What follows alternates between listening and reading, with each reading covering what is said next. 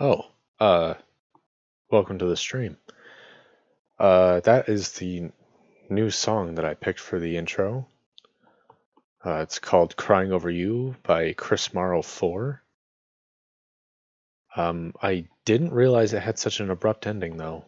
The other songs that I picked all had fade outs instead, so that kind of caught me off guard. But that's okay, because that's not what we're here for. Welcome to the stream. This is Reading Grounds. Tonight it is April 7th, 2019. Um, Glad you could join us, Tyler. If anyone else decides to show up, feel free to go ahead and say something in the chat. Otherwise, you're dead to me.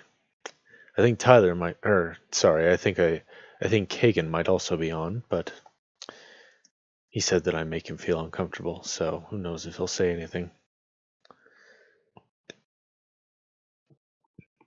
Let's see what's on Wikipedia. Today's featured article is Billy Martin, an American Major League Baseball player. Oh, finally, some good news for a change.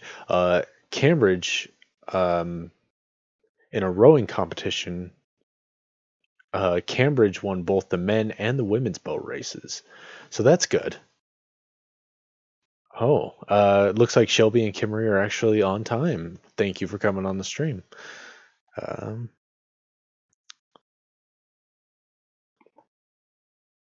on this day in history, that is, according to Wikipedia's day, which is April 8th, on this day in 2017, I assume the Common Era, the Roman Emperor Caracalla was assassinated near Haran and succeeded by his Praetorian Guard prefect Marcinus? I'm not sure. In 1904, France and the United Kingdom signed the Entente Cordiale, agreeing to a peaceful coexistence after centuries of intermittent conflict. In 1959, a team of computer scientists and others met to discuss the creation of a common business-oriented programming language that became COBOL, or COBOL, COBOL. Not really sure what that's about. Kimmery's asking if we'll read a happy bedtime story. That might be in store for us tonight. As usual, I don't have a big game plan, but I think I have some idea of kind of what I want to try out tonight. Last week, we talked a little bit about pregnancy tests in history for some reason, and we also talked a little bit about Carl Jung and the collective consciousness, or rather the collective unconsciousness. I always want to say the collective conscious because A, that rolls off the tongue better, and B, there was that song in Metal Gear Rising, which was super excellent, called Collective Conscious. One of the best songs on an amazing soundtrack. So I think of that a lot. But we're not here to talk about that, unfortunately. We are here to talk about reading.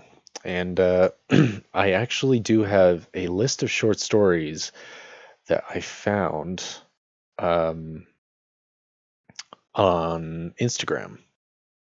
Or rather, I should say, I found a screen cap of a list of stories on Instagram. The screen cap is actually from Tumblr.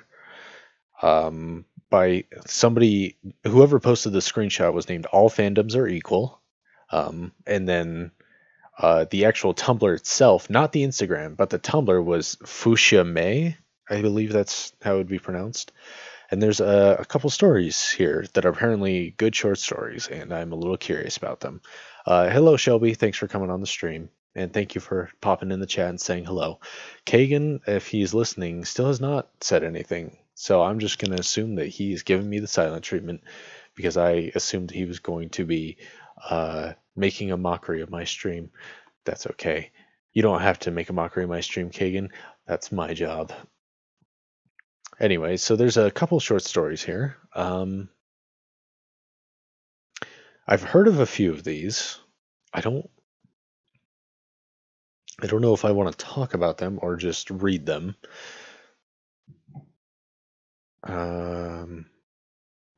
Let's take a look. I'm curious as to how long they are, because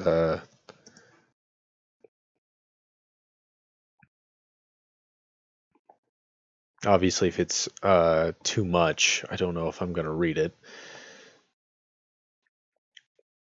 We had talked a little bit last time about reading. Oh, what was the book called?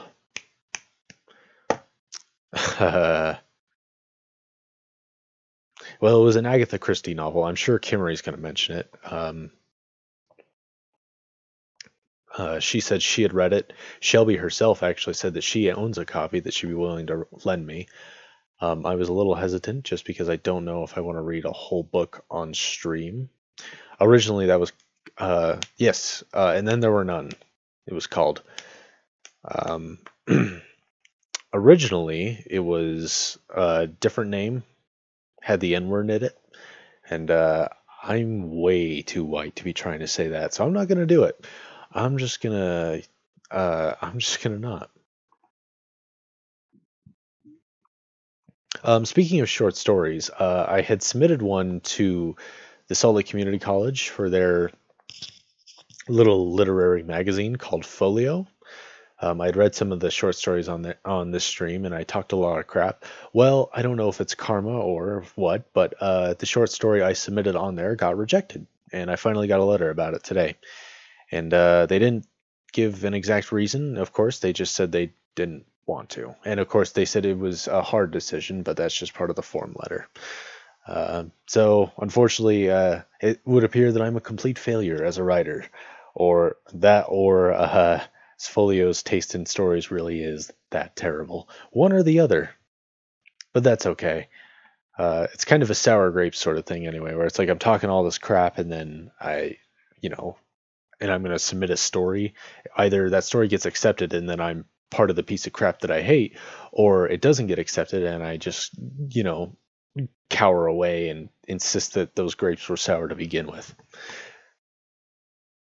It was not my Space Marine story. That one is a lot longer than they were hoping because they only want theirs to be like 1 or 2 pages, which is the kind of stories I like to read on the stream. As for that Space Marine story, I would like to finish that in the summer and see if I can do a self-published thing, hopefully before the fall semester of school, because otherwise I don't know if I'm going to have time for it. Kimmery and Shelby are saying that I should find a better place to submit my work. I did submit Blood, Sweat, and Tears to a couple places, as I've mentioned before, and I felt like those were the only two places that would accept it, and both of them rejected it. Those were places that pay you for short stories they accept, so obviously they're going to be a lot more discerning. Um, and I don't know, maybe if I submitted it to a free place, it would have gotten accepted.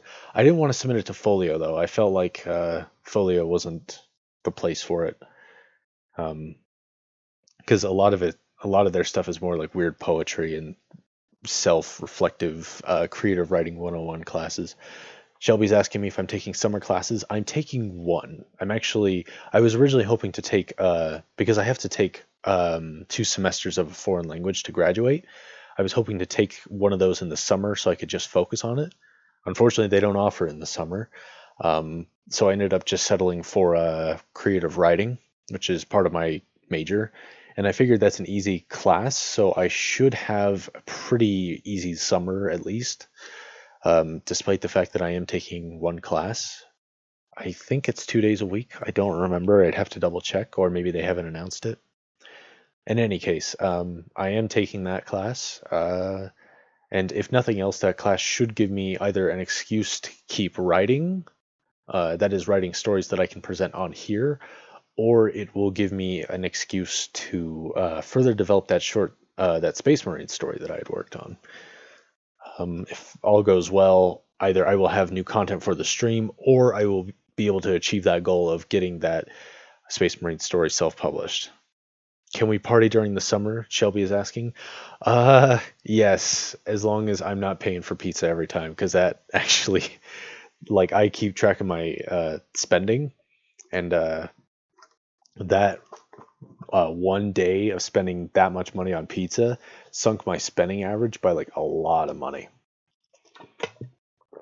I was happy to do it, of course, but maybe next time I'll go just a little cheaper.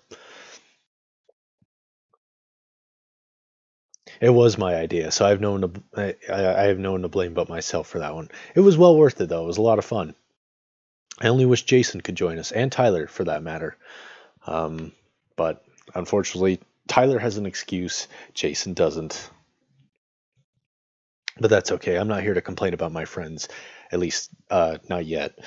I think I actually started this stream by complaining about Kagan. So uh, Tyler, like if you want to come back to Utah, dude, we'll find something to do.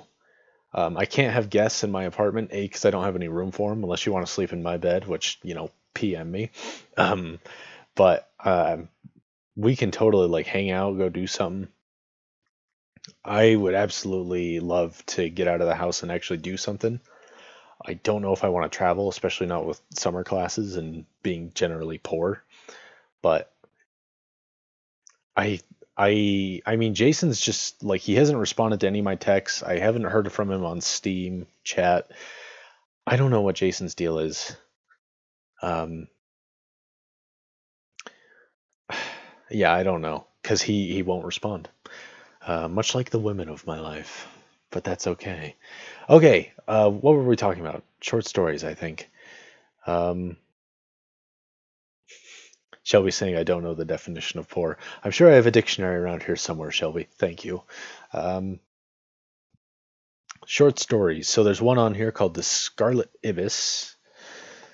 Um, Full text. Let's see. I looked that one up. It's apparently rich in symbolism, which makes me a little nervous. Oh.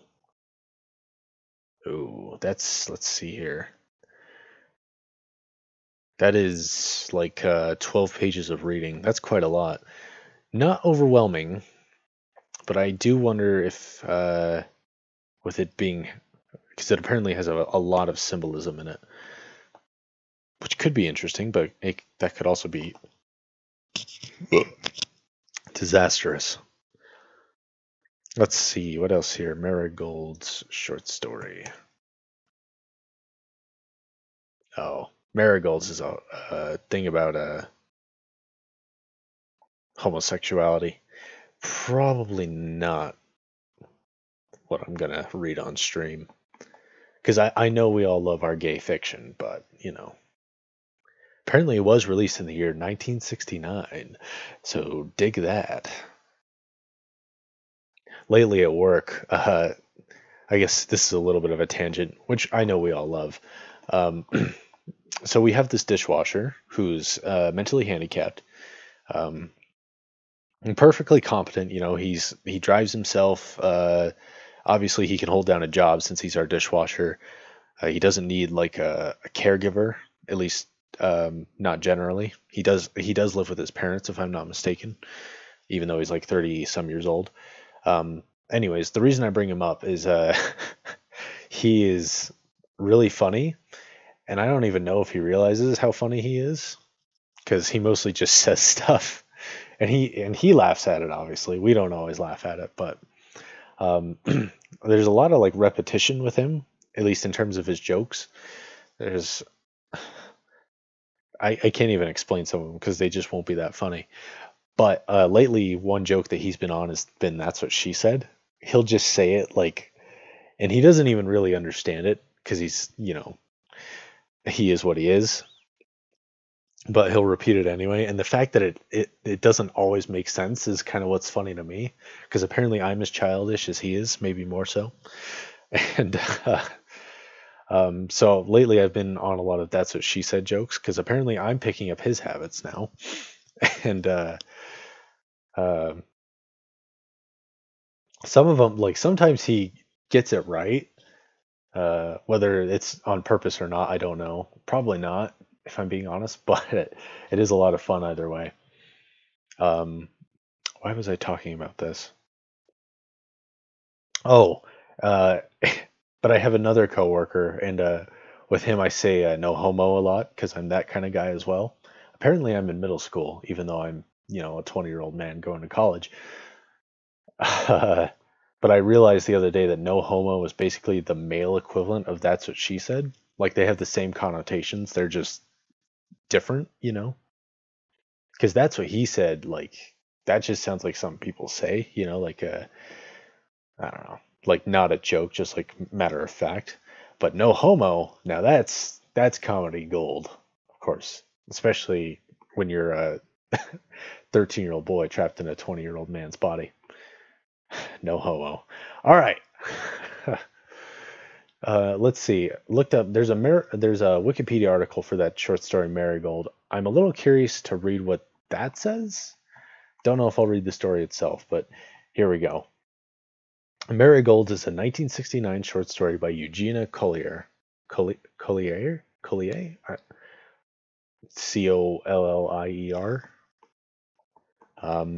She reports that she wrote the story during a time when she was quite unhappy. At this time, homosexuality was condemned, and Eugenia Collier, who is a homosexual herself, incorporated it with the use of brightly colored marigolds. She was a girl, Elizabeth, growing up in rural Maryland during the Great Depression. It has many themes such as poverty, maturity, and the relationship between innocence and compassion.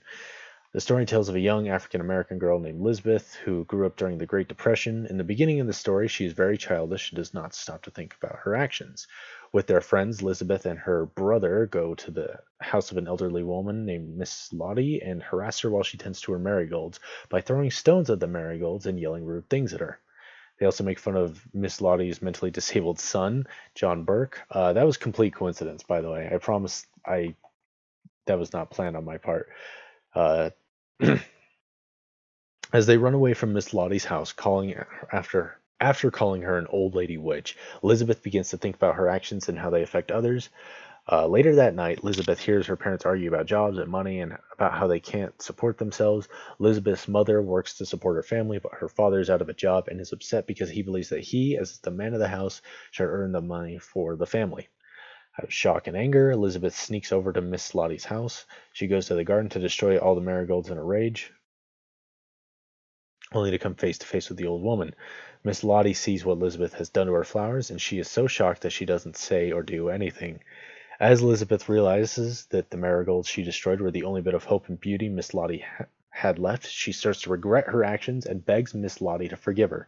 In the present, Elizabeth, now an adult, looks back on her childish actions with regret and states that their encounter was the end of her innocence and of her childhood.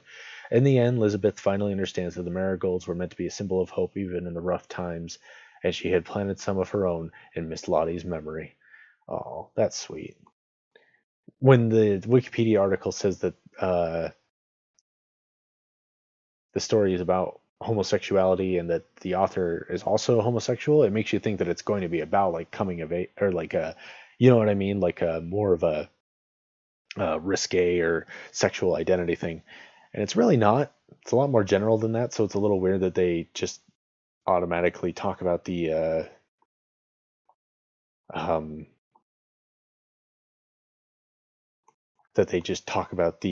supposed symbolism that was intended instead of just letting people read it for themselves or whatever. But I don't write Wikipedia articles. I did read one during the week that I actually I felt was a genuinely good read of a Wikipedia article, which that's probably the nerdiest thing I'm going to say all week, at least hopefully. But no, it was actually like genuinely well written and interesting. It was about William Penn, the person who was the first governor of Pennsylvania back when it was still an English colony. It was really well written, and I'm half tempted to read it on the stream at some point, even though it is like probably boring to most people, just because it's, I don't know. But anyways, figured I'd bring that up. I don't know if anyone is actually interested, but there you go. Okay, so other short stories on this list that I mentioned. There's one here called The Diamond Necklace. Let's see how long this one is. Jeez.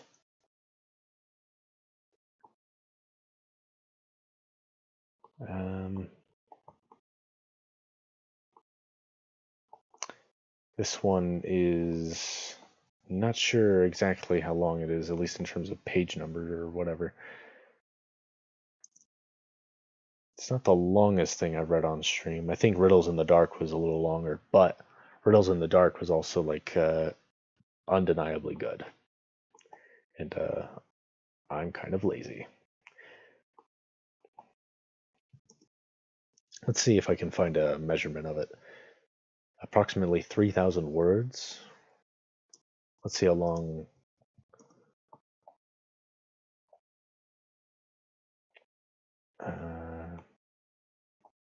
Let's see if I can get a comparison on Riddles in the Dark.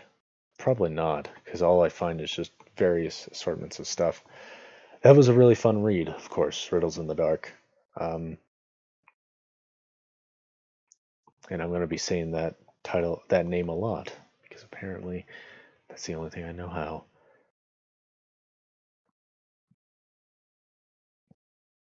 I can't seem to find one for, or a word count for Riddles in the Dark, my precious. Let's see. The next story on this list is The Monkey's Paw, which of course I only remember from The Simpsons, but supernatural short story by W. Jacobs.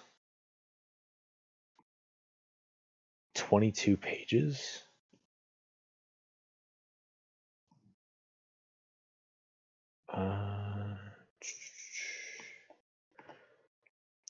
Let's see how long the diamond necklace is. It's weird, like everyone just prints it like long form, so it's not an actual page number. Let's see if there's a summary on Wikipedia. Short story written by a French writer, is known for its twist ending, just the hallmark of his style.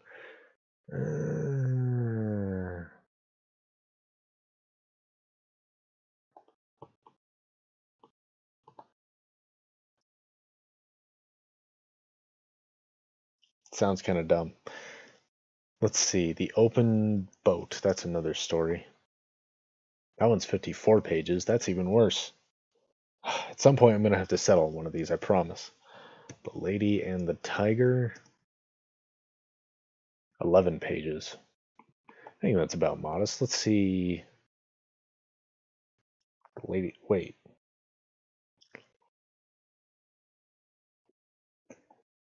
The list lists it as The Lady and the Tiger, but Googling it pulls up a story called The Lady or the Tiger.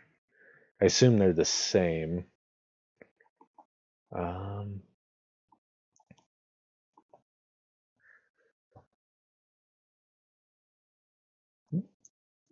Okay, you know what? I'm just going to read it. If it sucks, it sucks. Hopefully not. But here we go. The Lady or the Tiger by Frank Stockton. In the very olden time, there lived a semi-barbaric king, whose ideas, though somewhat polished and sharpened by the progressiveness of distant Latin neighbors, were still large, florid, and untrammeled, as became the half of him which was barbaric.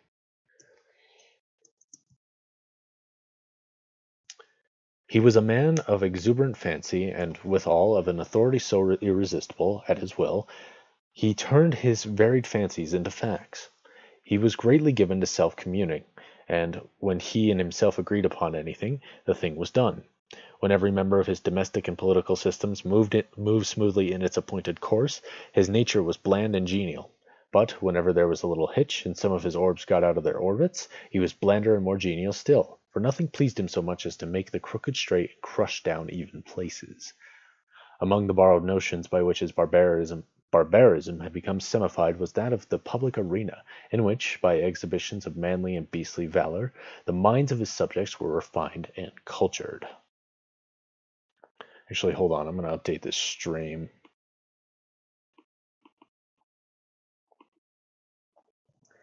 Just so if anyone happens to see,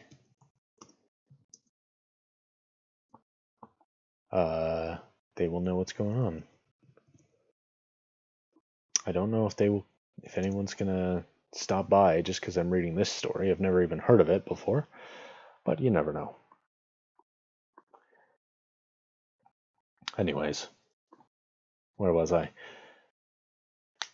But even here, the exuberant barbaric fancy asserted itself. The arena of the king was built. not to give the people an opportunity of hearing the rhapsodies of dying gladiators, nor to enable them to view the inevitable conclusion of a conflict between religious opinions and hungry jaws, but for purposes far better adapted to widen and develop the mental energies of the people. This vast amphitheatre, with its encircling galleries, its mysterious vaults, and its unseen passages, was an agent of poetic justice, in which crime was punished or virtue rewarded, by the decrees of an impartial and incorruptible chance. When a subject was accused of a crime of sufficient importance to interest the king, public notice was given that on an appointed day the fate of the accused person would be decided in the king's arena, a structure which well deserved its name, for, although its form and plan were borrowed from afar, its purpose emanated solely from the brain of this man, who, every barleycorn a king, knew no tradition to which he owed more allegiance than pleased his fancy, and who engrafted on every adapted form of human thought and action the rich growth of his barbaric idealism. Are you keeping up? Probably not. That's okay, though. When all the people had assembled in the galleries, and the king, surrounded by his court, sat high up on his throne of royal state on one side of the arena, he gave a signal. A door beneath him opened, and the accused subject stepped out into the amphitheatre. Directly opposite him, on the opposite side of the enclosed space, were two doors, exactly alike and side by side. It was the duty and the privilege of the person on trial to walk directly to these doors and open one of them. He could open either door he pleased. He could open either door he pleased. He was subject to no guidance or influence but that of the aforementioned impartial and incorruptible chance. If he opened the one, there came out of it a hungry tiger, the fiercest and most cruel that could be procured, which immediately sprang upon him and tore him to pieces as punishment for his guilt. The moment that the case of the criminal was thus decided, doleful iron bells were clanged, great walls went up from the hired mourners posted on the outer rim of the arena, and the vast audience, with bowed heads and downcast hearts, wended slowly into their homeward way, mourning greatly that one so young and fair, or so old and respected, should have merited so dire a fate.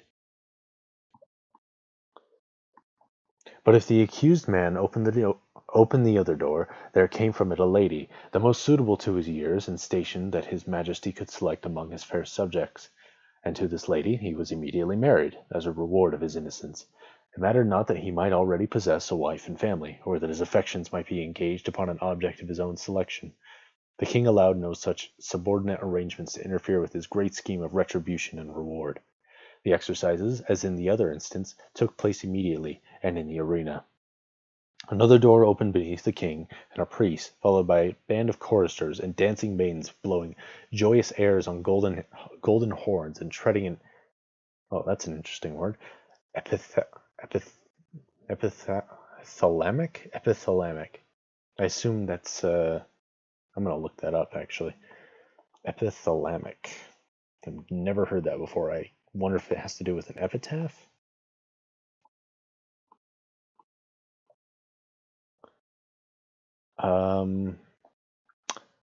Close. It has to do with marriage, apparently. Yes, so it comes from epithalamion, a song or poem in honor of a bride and groom.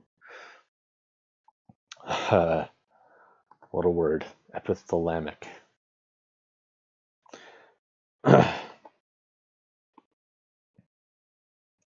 Okay, and treading in epithalamic measure, advanced to where the pair stood, side by side, and the wedding was promptly and cheerily solemnized,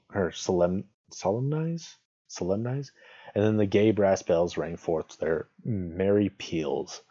The people shouted glad hurrahs, and the innocent man, preceded by children strewing flowers on his path, led his bride to his home.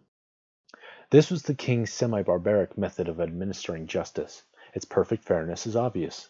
The criminal could not know out of which door would come the lady. He opened either he pleased, without having the slightest idea whether in the next instance he was to be devoured or married.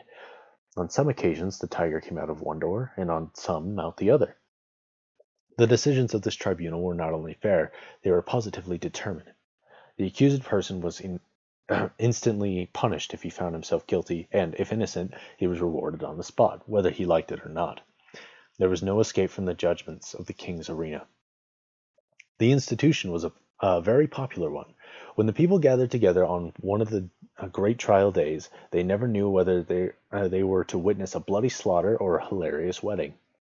This element of uncertainty lent an interest to the occasion which it could not otherwise have attained. Thus the masses were entertained and pleased, and the thinking part of the community could bring no charge of unfairness against his plan, for did not the accused person have the whole matter in his own hands? This semi-barbaric king had a daughter as blooming as most of his florid fancies, and with a soul as fervent and imperious as his own.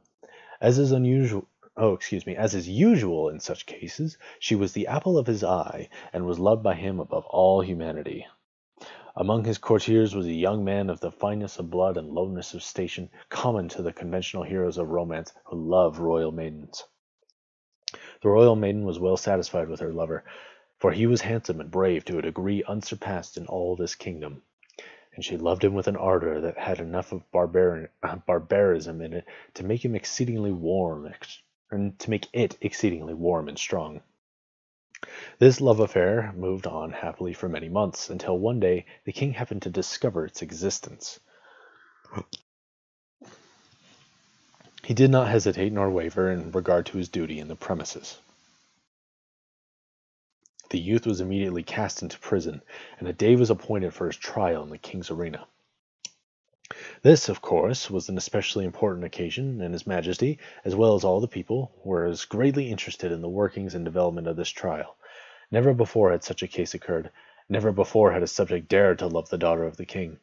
And after years, such things became commonplace enough, but then they were no slight degree novel and startling. The tiger cages of the kingdom were searched for the most savage and relentless beasts, from which the fiercest monster might be selected for the arena, and the ranks of maiden youth and beauty throughout the land were carefully surveyed by competent judges, in order that the young man might have a fitting bride in case fate did not determine for him for a different destiny. Of course, everybody knew that the deed with which the accused was charged had been done. He had loved the princess, and neither he, she, nor anyone else thought of denying the fact. But the king would not think of allowing any fact of this kind to interfere with the workings of the tribunal, in which he took such great delight and satisfaction.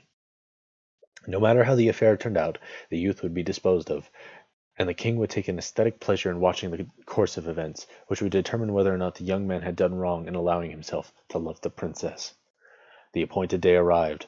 From far and near the people gathered and thronged the great galleries of the arena, and crowds, unable to gain admittance, massed themselves against its outside walls.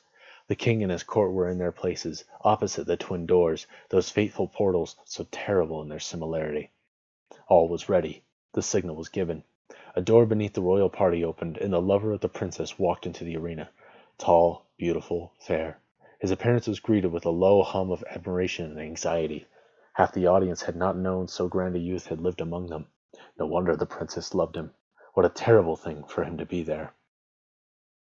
As the youth advanced into the arena, he turned, as the custom was, to bow to the king. But he did not think at all of that royal personage. His eyes were fixed upon the princess, who sat to the right of her father. Had it not been for the moiety of barbarism in her nature, it is probable that the lady would not have been there. But her intense and fervid soul would not allow her to be absent on an occasion in which she was so terribly interested. From the moment that the decree had gone forth that her lover should decide his fate in the king's arena, she had thought of nothing, night or day, but this great event and the various subjects connected with it. Possessed of more power, influence, and force of character than any one who had ever before been interested in such a case, she had done what no other person had done. She had possessed herself of the secret of the doors. She knew in which of the two rooms that lay behind those doors stood the cage of the tiger with its open front, and in which waited the lady. Through these thick doors, heavily curtained with skins on the inside, it was impossible that any noise or suggestion should come from within to the person who should approach to raise the latch of one of them. But gold and the power of a woman's will had brought the secret to the princess. Not only did she know in which room stood the lady ready to emerge, all blushing and radiant should her door be opened, but she knew who the lady was. It was one of the fairest and loveliest of the damsels of the court, who had been selected as the reward for the accused youth, should he be proved innocent of the crime of aspiring to one so far above him, and the princess hated her. Often had she seen, or imagined that she had seen, this fair creature throwing glances of admiration upon the person of her lover, and sometimes she thought these glances were perceived, and even returned. Now and then she had seen them talking together. It was but for her a moment or two, but much can be said in a brief space. It may have been on most unimportant topics, but how could she know? The girl was lovely, but she had dared to raise her eyes to the loved one of the princess, and, with all the intensity of the savage blood transmitted to her through long lines of holy barbaric ancestors, she hated the woman who blushed and trembled behind that silent door. A lot of barbaricism in this. I've actually, Kimmery says she's heard this story before. I haven't, so, don't spoil it for me, even though I'm not really looking at the chat. When her lover turned and looked at her, and his eye met hers as she sat there, paler and whiter than any one in the vast ocean of anxious faces about her, he saw, by that power of quick perception which is given to those whose souls are one, that she knew behind which door crouched the tiger, and behind which stood the lady. He had expected her to know it. He understood her nature, and his soul was assured that she would never rest until she made plain to herself this thing, hidden to all other lookers on, even to the king. The only hope for the youth in which there was any element of certainty was based upon the success of the princess in discovering this mystery, and the moment he looked upon her, he saw she had succeeded, as in his soul he knew she would succeed. Then it was that his quick and anxious glance asked the question, "Which?" It was as plain to her as if he shouted from where he stood. There was not an instant to be lost. The question was asked in a flash, and must be answered in another. Her right arm lay on the cushioned parapet before her. She raised her hand and made a slight quick movement towards the right. No one but her lover saw it. Every eye but his was fixed on the man in the arena. He turned, and with a firm and rapid step he walked across the empty space. Every heart stopped beating, every breath was held, every eye was fixed immovably upon that man. Without the slightest hesitation, he went to the door on the right, and opened it. Now the point of the story is, did the tiger come out of the door, or did the lady? The more we reflect upon this question, the harder it is to answer. A story is good when it gives you a lecture on what the moral of the story is in the story itself. Anyways, the more we reflect on this question, the harder it is to answer. It involves the study of the human heart, which leads us through devious mazes of passion, out of which it is difficult to find our way. Think of it, fair reader, fair listeners, I guess, not as if the decision of the question depended upon yourself, but upon that hot-blooded, semi-barbaric princess, her soul at a white heat beneath the combined fires of despair and jealousy. She had lost him, but who should have him? How often, in her waking hours and in her dreams, had she started in wild horror, and covered her face with her hands as she thought of her lover opening the door on the other side of which waited the cruel fangs of the tiger. But how much oftener, that's a great word, had she seen him at the other door? How in her grievous reveries had she gnashed her teeth and torn her hair when she saw his start of rapturous delight as he opened the door of the lady? How her soul had burned in agony when she had seen him rush to meet that woman, with her flushing cheek and sparkling eye of triumph, when she had seen him lead her forth, his whole frame kindled with the with the joy of recovered life, when she had heard the glad shouts from the multitude and the wild ringing of the happy bells, when she had seen the priest and his joyous followers advance the couple and make them man and wife before her very eyes, and when she had seen them walk away together upon their paths of flowers, followed by the tremendous shouts of the hilarious multitude, in which her one despairing shriek was lost and drowned. Would it not be better for him to die at once, or to go wait for her in the blessed regions of the semi-barbaric futurity? Futurity? I don't know how to pronounce that. That's okay. And yet that awful tiger, those shrieks, that blood! Her decision had been indicated in an instant, but it had been made after days and nights of anguished deliberation. She had known she would be asked.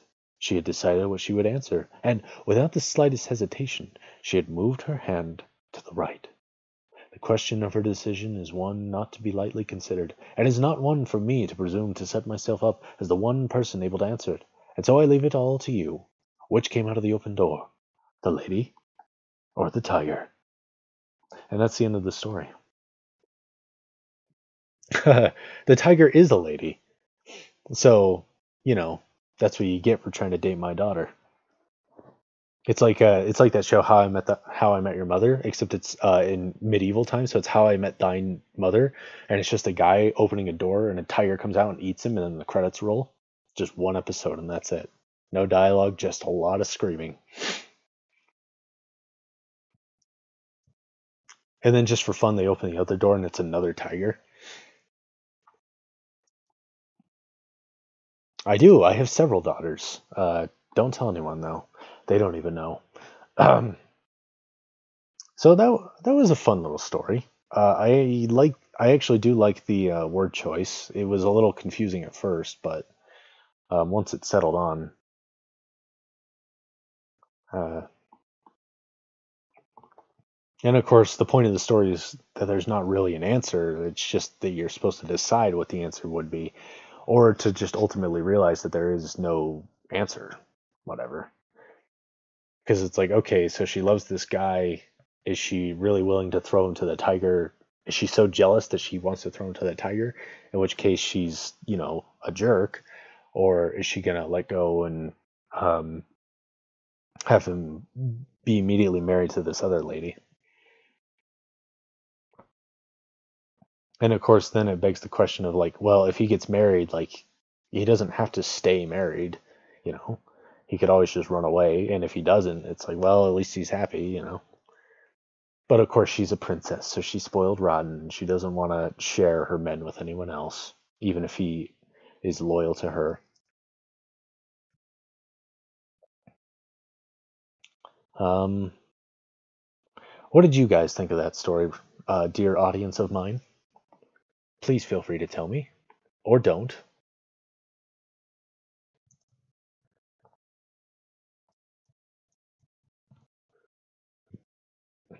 Or do you not have an opinion? Is it much like the Lady and the Tiger itself that there is no actual answer? That you just don't have an opinion on it because there's no ending to have an opinion on? Actually, you know what? This actually does bring up something I've been kind of thinking about asking on stream for a while. So I've been writing on my lunch break. Uh, Tyler says that he'll give a pass on that story. Does that mean that you like the story or that you don't like the story, Tyler? Please respond. Kimry is wondering if he would pick the opposite door. Presumably he would trust her, and he doesn't want to die. I don't think.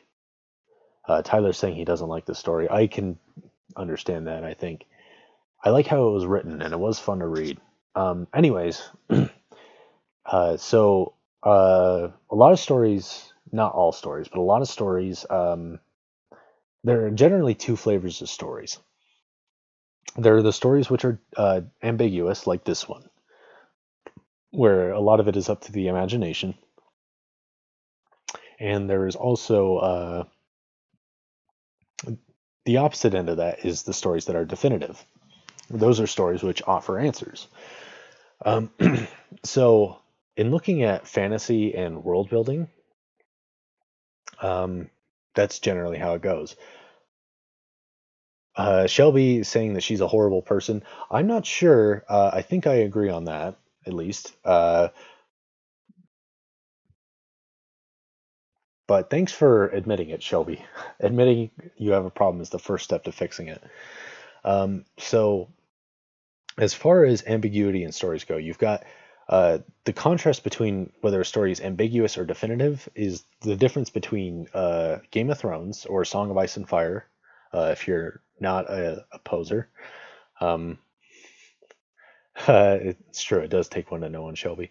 Um, Song of Ice and Fire, if you're a real OG that actually likes to read books, or Game of Thrones, if you're a normie. The difference between, I'll say Game of Thrones because that's easier to say. The difference between Game of Thrones and The Lord of the Rings.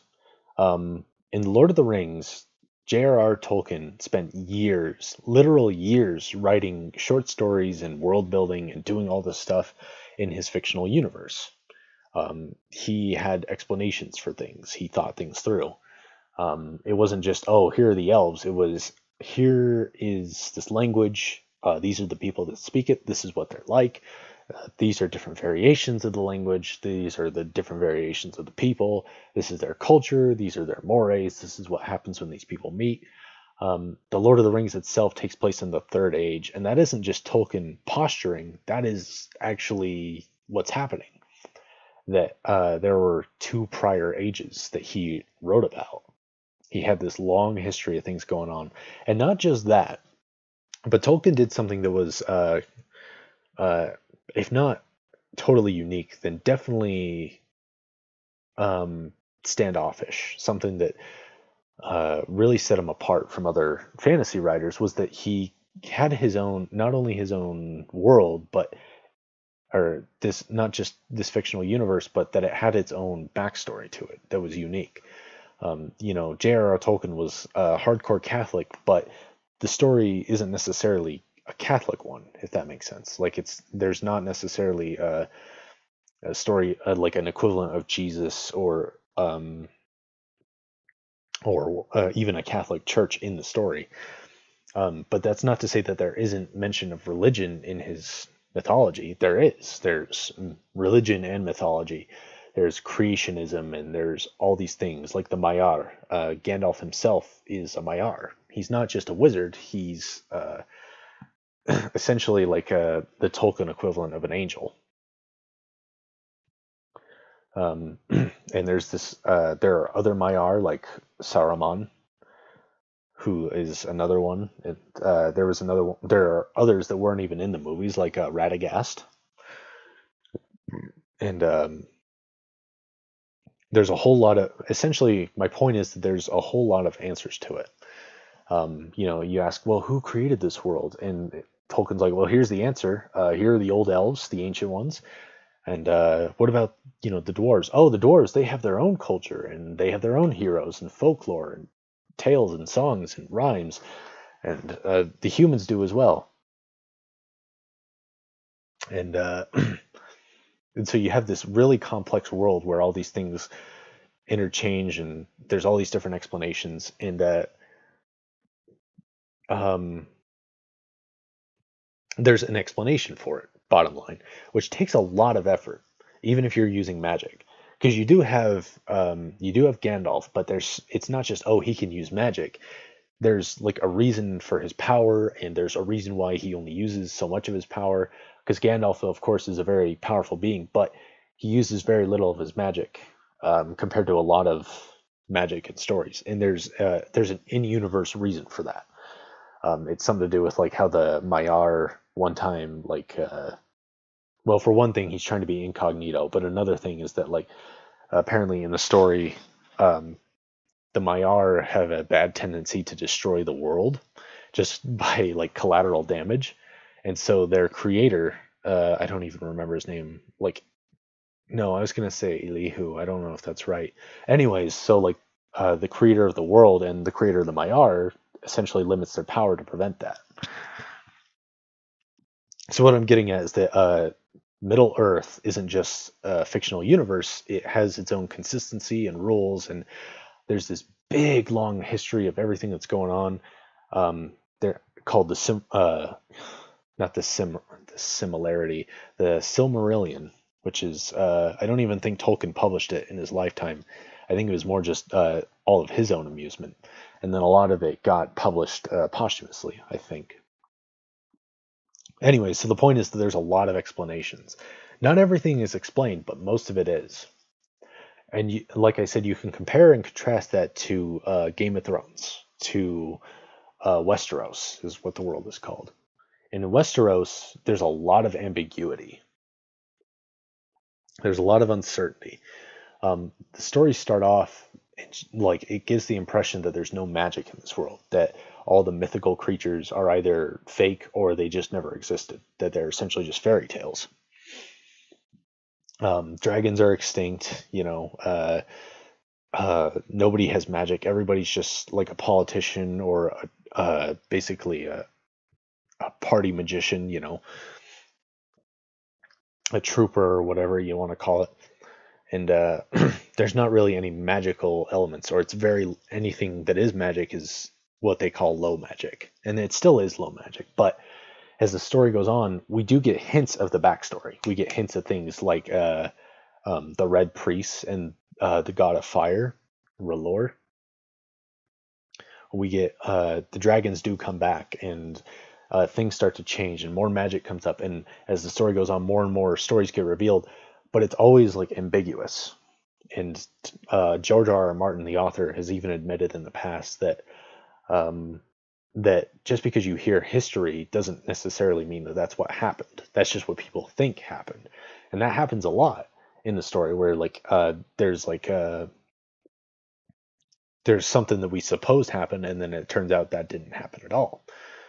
And then there's all these folklores and legends, and you're like not sure what's real and what's not. And so, anyways, in writing my own little story and doing my own little world building, I had these ideas and I had all these kind of potential for it. So I started to kind of write a fictional history and to give explanation to things and all that. But I found myself, I realized that I was writing a lot of stuff that I wasn't explaining, because that's what I like to do. I prefer to be understated. I prefer to not say things. I prefer to leave it up to the imagination.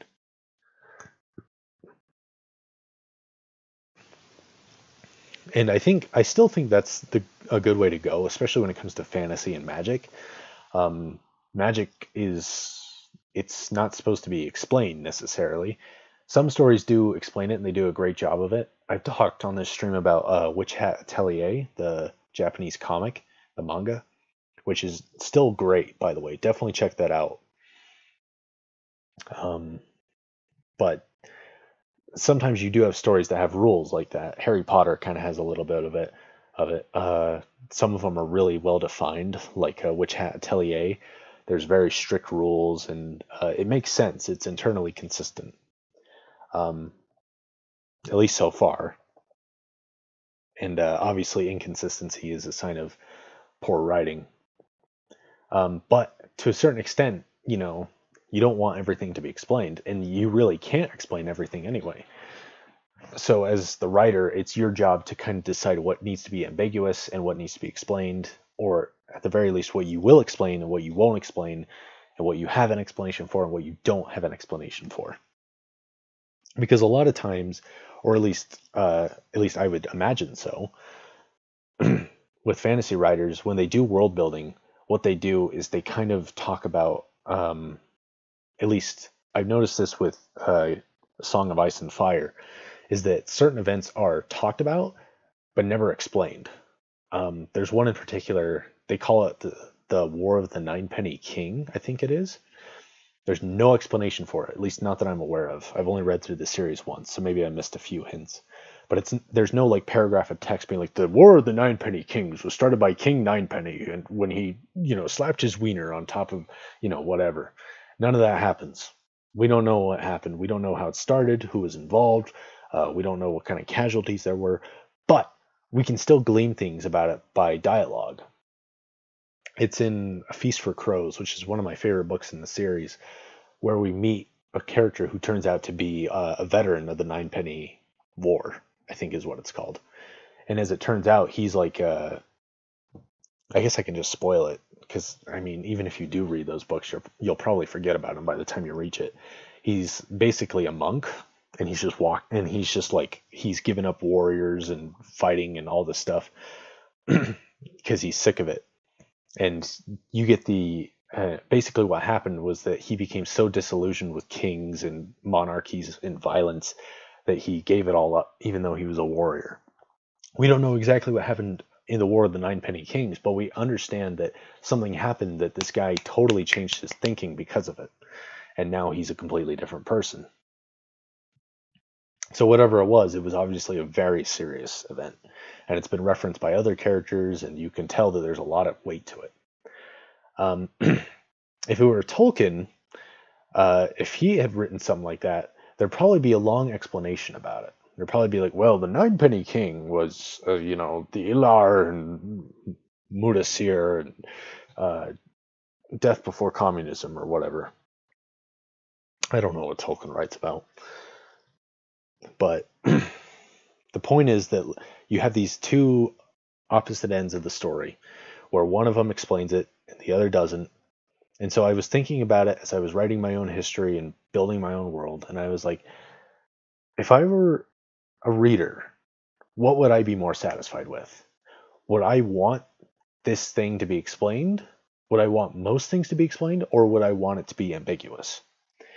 And my initial impression, like I said, was that I want things to be ambiguous because I realized that sometimes, in fact, most of the time, I'm going to say a direct explanation is kind of disappointing usually. And that's the advantage of leaving it ambiguous, is that you don't have to disappoint people. At least not with what you say. Sometimes, but the thing is that sometimes people are disappointed by the fact that you don't explain things.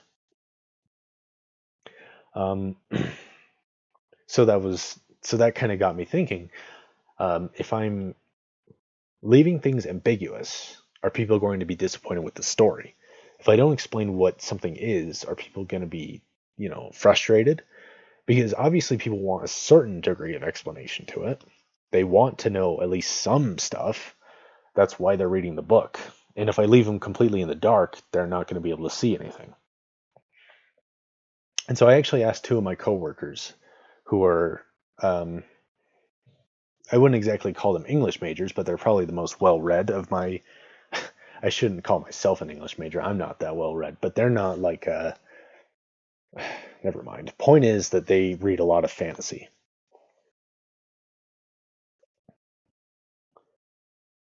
Tyler's saying that you just need to give them enough to leave them wanting more, which is a pretty good rule of thumb.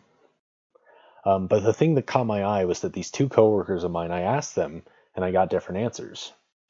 And one of them was like, you should explain things because, and I was particularly talking about like religion and mythology because I was like, in real life, to a certain extent, religion is unknowable, like there's a lot of questions and mysticism and unknowns. And I was like, if I were to implement magic or mysticism, would I want to explain it? And one of my coworkers is saying, you should explain it because people don't see their religion as being ambiguous. They don't see the world as being unknowable. They see it as just their own perspective. A Christian will see the world from a Christian world of view. An atheist or whoever will see the world from an atheist point of view. And so people, they don't, at least that's what she claimed, because I see the world in a lot of ambiguity. I see a lot of uncertainty, even in things that like I know and like I trust. Like even then, I'm still like, well, maybe not, because I have a lot of trust issues. And so I was like, but she was telling me that like for most people, it's the opposite. They don't see things as ambiguous. They see it as certain or absolute. And so she said it would be better to present it as absolute so that people so that way people find it more relatable. My other coworker, who is actually religious, so it's kind of interesting that she opposed that idea. She said, "No, I disagree. It's better to leave things generally less explained."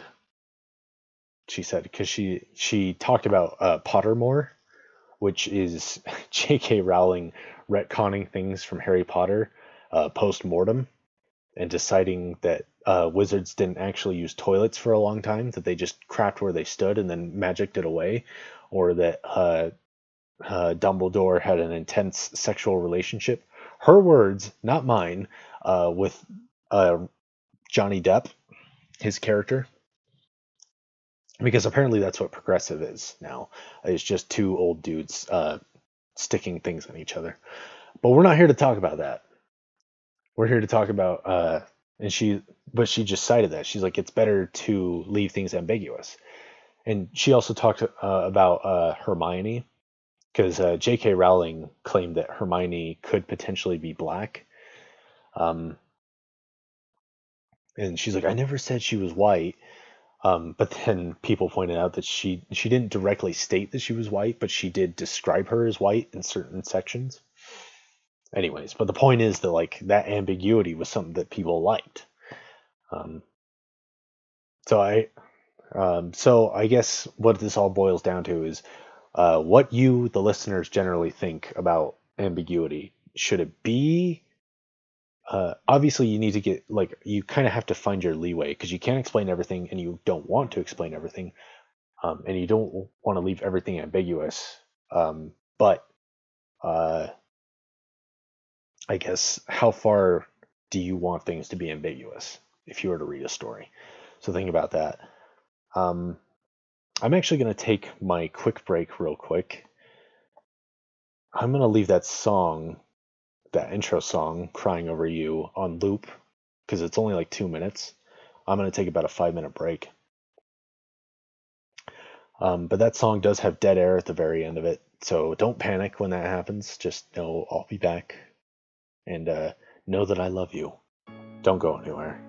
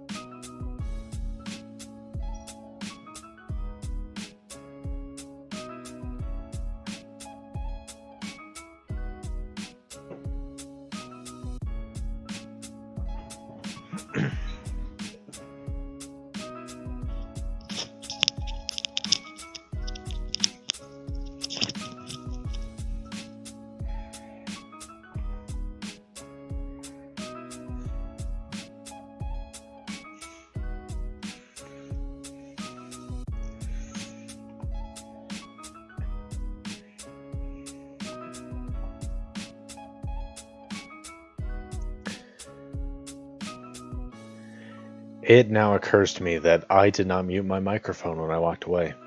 I don't know if that makes a difference, but if it does, I'm sorry. Oh, there's that stop. It scares the crap out of me every time. Welcome back. I guess I should say I'm welcome back because you never left. I noticed that they heard everything and they are very displeased with me.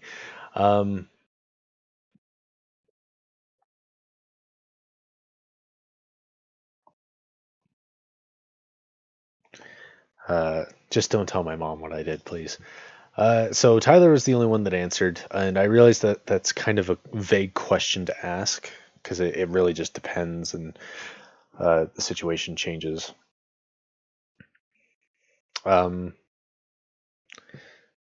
And I suppose there's a big difference between a book and like a world building thing, because a world build like something like the Silmarillion, if Tolkien didn't explain everything that was in his books, but there are explanations for a lot of it. Characters will just go on tirades about things. Is it tirade or tirade? I think it's tirade, but I think I like the sound of tirade better. It sounds very exciting.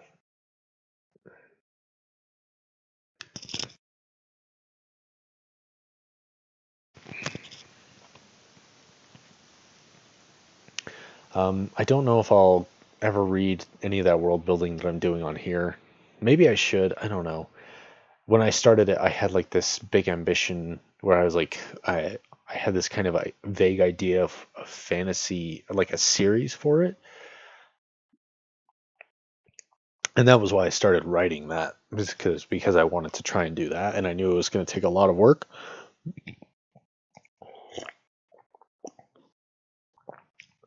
As the work has progressed, I'm not so sure that I'm going to be doing that big epic series, unfortunately, because I'm having some problems with the geography of the world that I had in mind.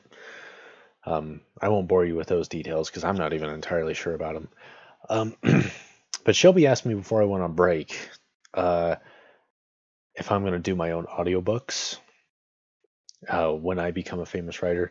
Depending on whether people see me like they see...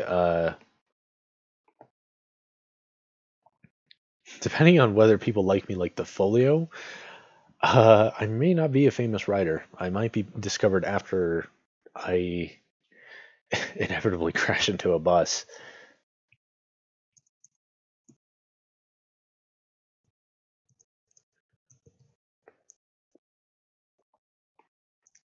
I mean, let's be honest. It's gonna happen. It's just a matter of when. No, but serious answer, semi-serious answer. So that Space Marine story, the plan was to finish writing it, make maybe a few bucks off of it, and then use that money to buy a microphone, like a professional one. They shouldn't be too much, maybe like $200, but I also I don't know, I'd rather write that story because the idea was that I would write that story, self-publish it, maybe get some money off of it, and then after that, do the audiobook for it, since I had so much fun reading it out loud. That's a little ways off though, and the current goal, as far as that goes, is to finish writing that story. As far as other things go, there is that big fantasy book, not super big, I guess, but I've mentioned that I'm writing a fantasy book or trying to. I haven't since I started the semester because I've been too busy with homework and everything else. As far as that story goes, the plan was actually to have because it's a very this is going to make me sound like a weirdo, more so than normal. It's a very female uh gynocentric story is what the term would be. It revolves around women and feminine, well, not super feminine, but it was inspired by modern feminism. which is just, let me tell you, it is prime material for novel writing. So exciting. Um, anyways, so the idea was that I would have a woman read it, obviously, for the audiobook if there ever gets to be around to be one. But the exception to that was in the epilogue, which shifts the character perspective from the women of the story to a different character who's male, and he's a prince, in fact. And so the idea was that uh, I would do the narration for that part alone, because at least so far, the majority of the book has a certain written style. I can't really explain it. You just have to read it for yourself. And I'm not going to do that. Not today. Maybe if I ever get close to finishing that book, I will read a chapter on here to hype people up, but that's probably years down the pipeline. Unless there's some weird miracle where like I end up hospitalized and I have to just sit there and write all day because there's nothing better to do. Um, anyways, so the idea was that I would read the very end of it, that epilogue, which is from a male perspective instead. Not because there aren't male characters in the rest of the story, but just because that one really flips the perspective of the story kind of on its head. As far as that goes, that was my plan. Um, the only other book, my own version of Misery.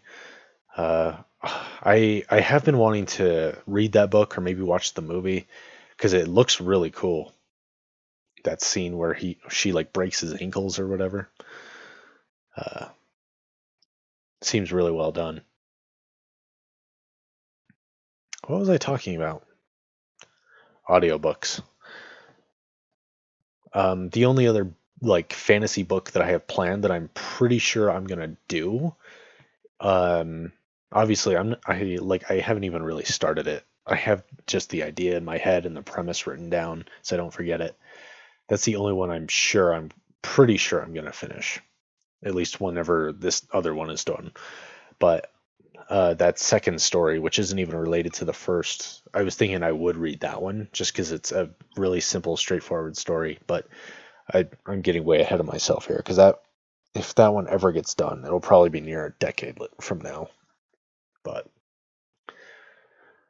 anyways, so I heard from Tyler. I didn't hear from Shelby or Kimry as to what you guys think about uh, that short story, or maybe you did. I don't remember because I'm kind of tired as usual. And don't you say, Kimry, don't you dare.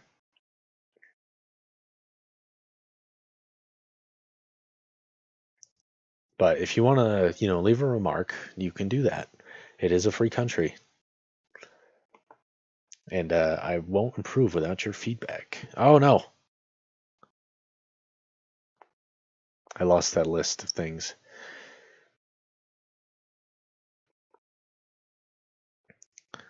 So yeah, the lady or the tiger. It's kind of a fun little story.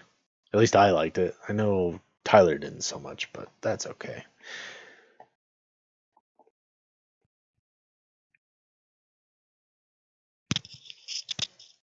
I feel like that's a story that would probably uh,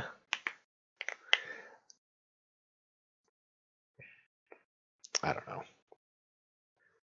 I guess it's I guess you could consider the lady or the tiger to be sort of a challenge on personal jealousy, because it's like if you're a jealous person, like you either have to accept that you have to lose someone you love or that you think you love. Like either you have to kill them or you have to let them go. And I'm a pretty jealous person, so that's like, I don't know. I won't get into that because that's boring, weepy nerd crap. So there are other short stories on this list. Let's see here. The Minister's Black Veil. Let's see what that one's about. I would assume it's about a black veil that a minister has. It is a short story written by Nathaniel Hawthorne. It looks like it's about 24 pages. The story begins with the sexton standing in front of the meeting house, ringing the bell.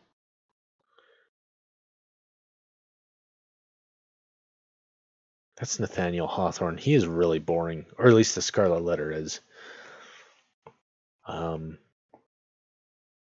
So I don't know if I'm going to read that one. There is an occurrence at Owl Creek Bridge, which is a great little story. It is 28 pages, though. There was also a Twilight Zone episode of that one. If you have Netflix, the original Twilight Zone is on there. Definitely give that a watch. It's great. There's a story called A Rose for Emily. Oh, that's by William Faulkner. Interesting.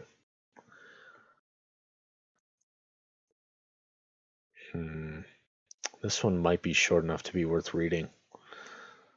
Let me see here. Let me open up a thing. Hold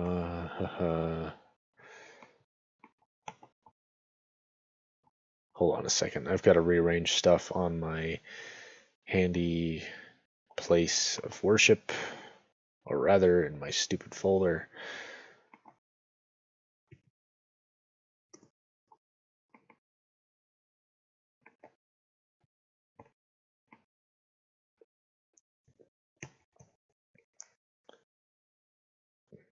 Okay, so just to see, out of curiosity, I dumped that Rose of Emily,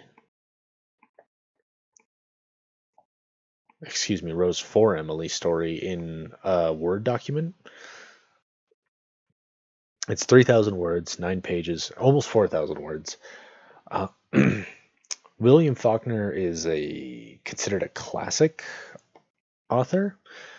I think I'm going to bite the bullet and write this one. If it sucks, blah, we've got, we can just dump it. But let's give it a whirl. And before I do that, this time I'm going to actually edit the title before then. A Rose for Emily. Also, The Exorcism of Emily Rose. I never saw that movie.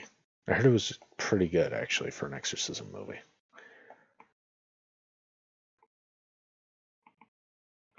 For whatever that's worth.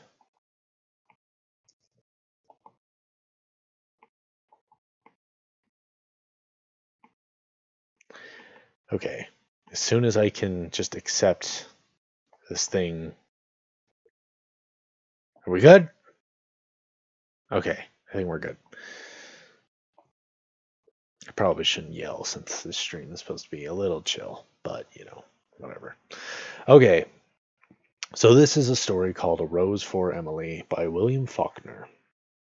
When Miss Emily Grierson died, our whole town went to her funeral. The men through a sort of respectful affection for a fallen monument, the women mostly out of curiosity to see the inside of her house, which no one save an old manservant, a combined gardener and cook, had seen it in at least 10 years. It was a big, squarish frame house that had once been white, decorated with cupolas and spires and scrolled balconies in the heavy lightsome style of the 70s, set on what had once been our most select street. But garages and cotton gins had encroached and obliterated even the august names of that neighborhood. Only Miss Emily's house was left, lifting its stubborn and coquettish decay above the cotton wagons and the gasoline pumps, an eyesore among eyesores. And now Miss Emily had gone to join the representatives of those august names, where lay in the cedar-bemused cemetery among the ranked and anonymous graves of Union and Confederate soldiers who fell at the Battle of Jefferson. Alive, Miss Emily had been a tradition, a duty, and a care, a sort of hereditary obligation upon the town, dating from that day in 1894 when Colonel Sartoris, the mayor, he who fathered the edict that no Negro woman should appear on the streets without an apron, remitted her taxes. The dispensation dating from the death of her father on into perpetuity. Not that Miss Emily would have accepted charity. Colonel Sartoris invented an involved tale to the effect that Miss Emily's father had loaned money to the town, which the town, as a matter of business, preferred this way of repaying. Only a man of Colonel Sartoris's generation and thought could have invented it, and only a woman could have believed it. When the next generation, with its more modern ideas, became mayors and aldermen, this arrangement created some little dissatisfaction. On the first of the year, they mailed her a tax notice. February came, and there was no reply. They wrote her a formal letter, asking her to call at the sheriff's office at her convenience.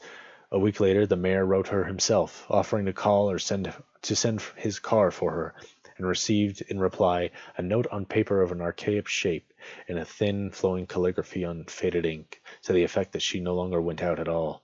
The tax notice was also enclosed, without comment. They called a special meeting of the board of aldermen. A deputation waited upon her, knocking at the door through which no visitor had passed since she ceased giving china painting lessons 8 or 10 years earlier. They were admitted by the old Negro into a dim hall, from which a stairway mounted into still more shadow. It smelled of dust and disuse, a close, dank smell. The Negro led them into the parlor.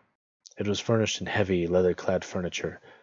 When the Negro opened the blinds of one window, they could see that the leather was cracked, and when they sat down, a faint dust rose sluggishly about their thighs, spinning with slow motes in the single sun ray. On a tarnished gilt easel before the fireplace stood a crayon portrait of Miss Emily's father.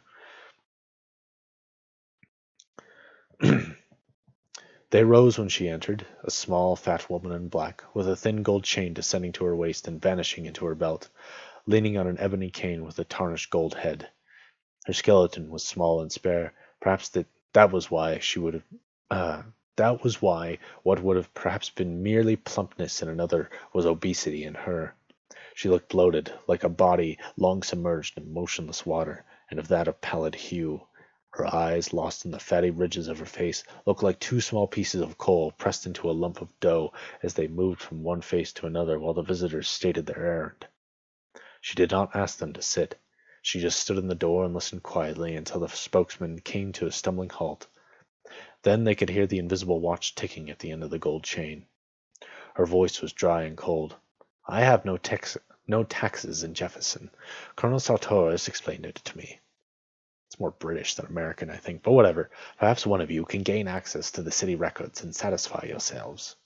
But we are the city authorities, Miss Emily.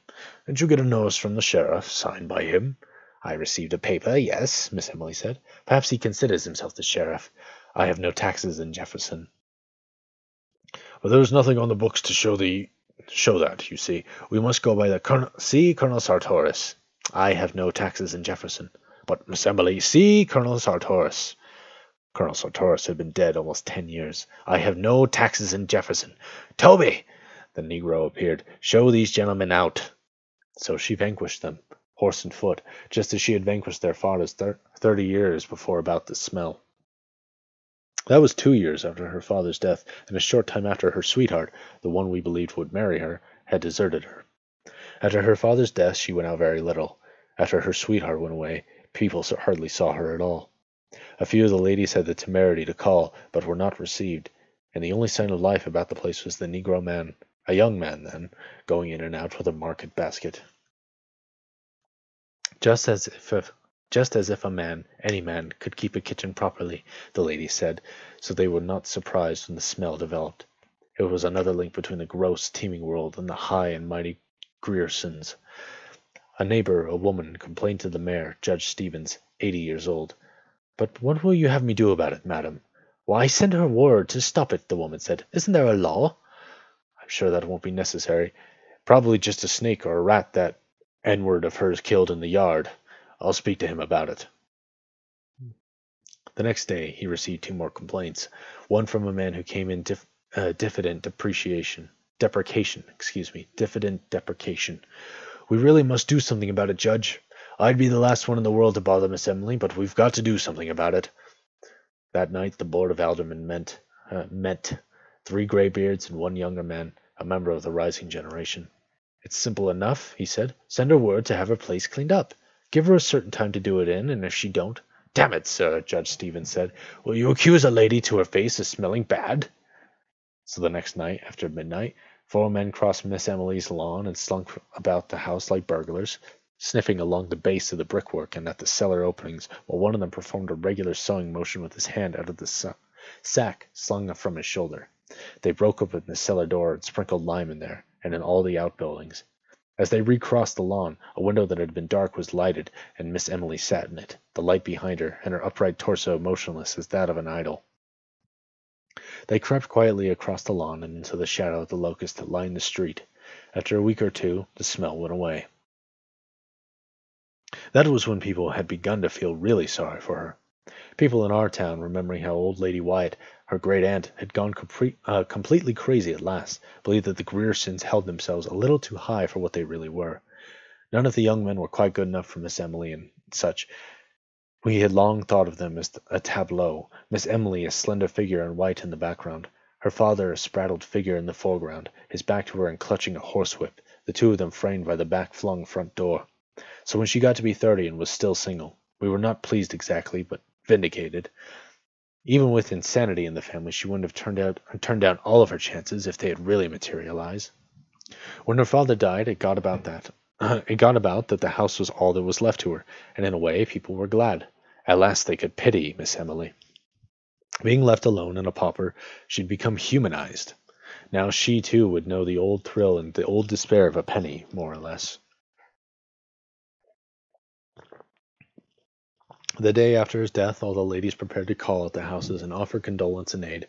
As is our custom, Miss Emily met them at the door, dressed as usual, with no trace of grief on her face. She told them that her father was not dead. She did that for 3 days, when the ministers calling on her and the doctors trying to persuade her to let them dispose of the body. Just as they were about to resort to law and force, she broke down, and they buried her father quickly. We did not say she was crazy then. We believed she had to do that. We remembered all the young men her father had driven away, and we knew that with nothing left, she would have to cling to that which had robbed her, as people will. She was sick for a long time. When we saw her again, her hair was cut short, making her look like a girl, with a vague resemblance to those angels in colored church windows, sort of tragic and serene. The town had just let the contracts for paving the sidewalks, and in summer after her father's death, they began the work. The construction company came with N-words and mules and machinery, and a foreman named Homer Barron, a Yankee, a big, dark, ready man, with a big voice and eyes lighter than his face. The little boys would follow in groups to hear him cuss the N-words. I probably should have read ahead of time. And the N-words singing in time to the rise and fall of pricks. Fall of picks. Pretty soon, he knew everyone in town. Whenever you heard a lot of laughing anywhere about the square, Homer Barron would be in the center of the group. Presently, we began to see him and Miss Emily on Sunday afternoons, driving in the yellow-wheeled buggy and the matched team of bays in the livery stable. At first we were glad that Miss Emily would have an interest, because the ladies all said, of course a Grierson would not think seriously of a northerner, a day laborer. But there were still others, older people, who said that even grief could not cause a real lady to forget noblesse oblige without calling it noblesse oblige. They said, poor Emily, her kinsfolk should come to her. She had some kin in Alabama, but years ago her father had fallen out with them over the estate of old Lady Wyatt, a crazy woman, and there was no communication between the two families. They had not even been represented at the funeral. And as soon as the old people said, poor Emily, the whispering began. Do you suppose it's really so? They said to one another. Of course it is. What else could it... This behind their hands, rustling of craned silk and satin behind jalousies closed upon the sun of the Sunday afternoon as the thin, swift clop, clop, clop of the match team passed. Poor Emily! She carried her head high enough, even when we believed she was fallen. It was as if she demanded more than ever the recognition of her dignity as the last Grierson, as if it had wanted that touch of earthiness to reaffirm her imperviousness, like when she bought the rat poison, the arsenic. That was over a year after they had begun to say poor Emily while the two female cousins were visiting her. I want some poison, she said to the druggist. She was over 30 then, still a slight woman, though thinner than usual, with cold, haughty black eyes and a face the flesh of which was stained across the temples and about the eye sockets, as you can imagine a light housekeeper's face ought to look. I want some poison, she said. Yes, Miss Emily. What kind? For rats and such? I want the best you have. I don't care what kind. The druggist named several. They'll kill anything up to an elephant, but what you want is arsenic, Miss Emily said. Is that a good one? Is arsenic? Yes, ma'am, but what you want? I want arsenic. The druggist looked down at her. She looked back at him, erect, her face like a stained flag. Why, of course, the druggist said, if that's what you want, but the law requires you to tell what you are going to use it for. Miss Emily just stared at him, her head tilted back in order to look him eye for eye, until he looked away and went and got the arsenic and wrapped it up. The Negro delivery boy brought her the package. The druggist didn't come back. When she opened the package at home, there was written on the box, under the skull and bones, for rats. Tyler's saying that I get his N-word pass for it. I think your N-word pass is about as good as mine. So I don't know what that's worth. Anyways, story goes on. So the next day we all said, she will kill herself. We said it would be the best thing. When she first began to be seen with Homer Barron, we had said, she will marry him. Then we said, she will persuade him yet, because Homer himself had remarked he liked men, and it was known that he drank with the younger men in the Elks Club, and that he was not a marrying man. Later we said, poor Emily, behind the jalousies as they passed on Sunday afternoon in the glittering buggy. Miss Emily with her head high, and Homer Barron with his hat cocked and a cigar in his teeth, reins and whip and a yellow glove. Then some of the ladies began to say that it was a disgrace to the town and a bad example to the young people. The men did not want to interfere, but at last the ladies forced the Baptist minister, Miss Emily's people were Episcopal, to call upon her. He would never divulge what happened during that interview, but he refused to go back again. The next Sunday they again drove about the streets, and the following day the minister's wife wrote to Miss Emily's relations in Alabama. So she had blood kin under her roof again, and we sat back to watch developments. At first, nothing happened. Then we were sure they were to be married. We learned that Miss Emily had been to the jeweler's and ordered a man's toilet set in silver with the letters HB on each piece. 2 days later, we learned that she had bought a complete outfit of men's clothing, including a nightshirt, and we said, they are married. We were really glad. We were glad because the two female cousins were even more Grierson than Miss Emily had ever been. So we were not surprised when Homer Barron, the streets had been finished some time since, was gone. We were a little disappointed that there was not a public blowing off, but we believed that he had gone on to prepare for Miss Emily's coming, or to give her a chance to get rid of the cousins. By that time it was a cabal, and we were all Miss Emily's allies to help circumvent the cousins. Sure enough, after another week they departed, and as we had expected all along, within 3 days Homer Barron was back in town. A neighbor saw the Negro man admit him in the kitchen door at dusk one evening, and that was the last we saw of Homer Barron and of Miss Emily for some time. The Negro man went in and out with the market basket, but the front door remained closed. Now and then we would see her at the window for a moment, as the men did that night when they sprinkled the lime, but for almost 6 months she did not appear on the streets. Then we knew that this was to be expected too, as if that quality of her father, which had thwarted her woman's life so many times, had been too virulent and too furious to die. When we next saw Miss Emily, she had grown fat and her hair was turning gray. During the next few years it grew grayer and grayer until it attained an even pepper and salt iron gray when it ceased turning. Up to the day of her death at 74 it was still that vigorous iron gray, like the hair of an active man. From that time on, her front door remained closed, save for a period of 6 or 7 years, when she was about 40, during which she gave lessons in china painting.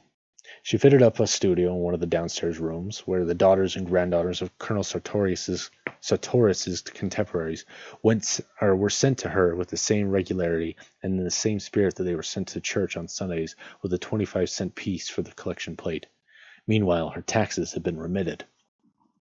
Then the newer generation became the backbone and the spirit of the town, and the painting pupils grew up and fell away and did not send their children to her with boxes of colors and tedious brushes and pictures cut from ladies' magazines. The front door closed upon the last one and remained closed for good. When the town got free postal delivery, Miss Emily alone refused to let them fasten the metal numbers above her door and attach a mailbox to it. She would not listen to them. Daily, monthly, yearly, we watched the Negro grow grayer and more stooped, going in and out with the market basket. Each December we sent her a tax notice, which would be returned by the post office a week later, unclaimed. Now and then we would see her in one of the downstairs windows. She had evidently shut up the top floor of her house, like the carven torso of an idol in a niche, looking or not looking at us. We could never tell which. Thus she passed from generation to generation, dear, inescapable, impervious, tranquil, and perverse. And so she died, fell ill in the house filled with dust and shadows, with only a doddering Negro man to wait on her. We did not even know she was sick. We had long since given up trying to get any information from the Negro. He talked to no one, probably not even to her, for his voice had grown harsh and rusty, as if from disuse. She died in one of the downstairs rooms, in a heavy walnut bed with a curtain, her gray head propped on a pillow yellow and moldy with age and lack of sunlight. Story's not quite done, but I'm going to send a text real quick.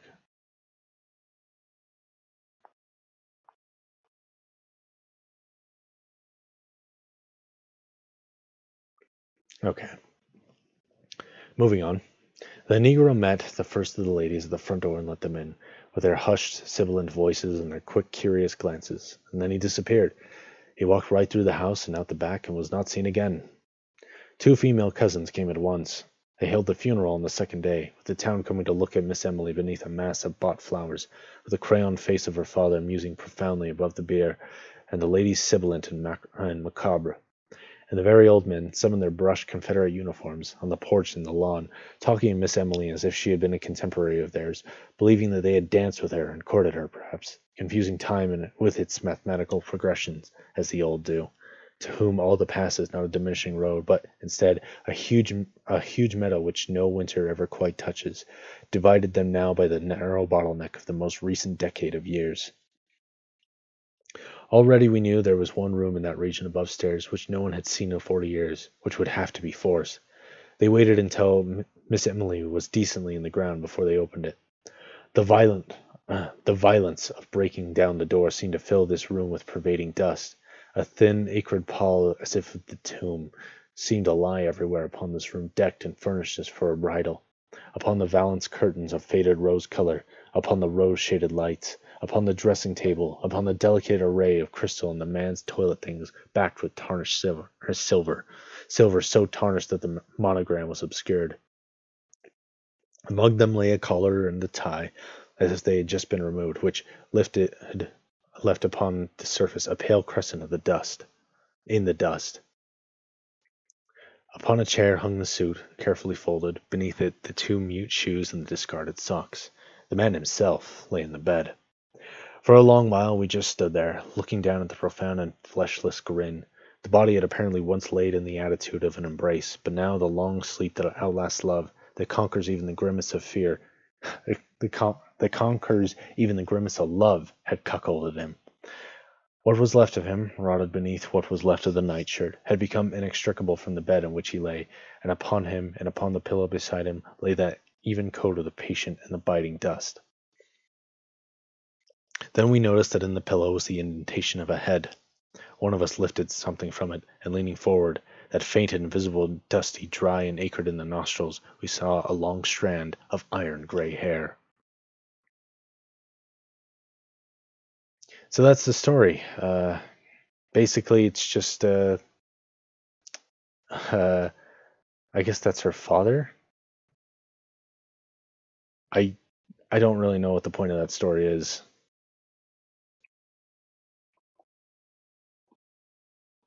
Kind of disappointed, to be honest. I was kind of wondering if that was what was going to happen in the story.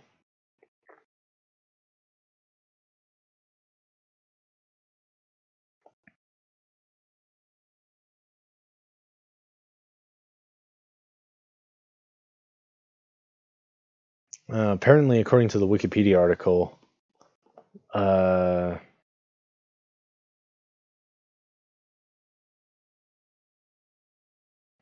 was the man she was meant to marry? Yeah, her romantic interest.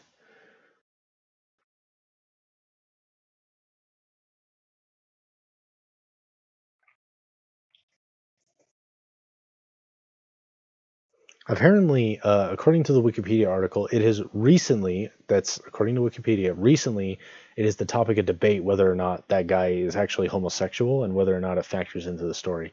I can understand debating whether or not it factors into the story, but I'm pretty sure that like you would really be stretching it to say that he's not gay.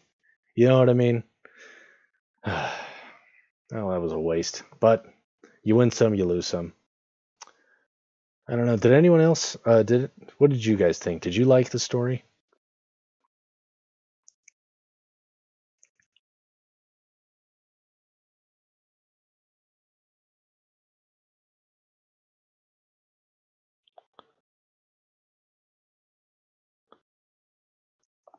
Feel free to say something in the chat, or just think it.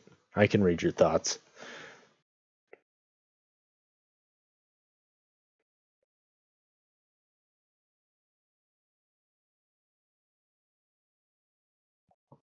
I'm gonna read the Wikipedia article because maybe there's something I'm not getting to this story. As far as the themes go, the story explores themes of death and resistance to change. They reflect the decaying social tenets of the South. Emily Grierson had been impressed by her father for most of her life and hadn't questioned it because that was her way of living.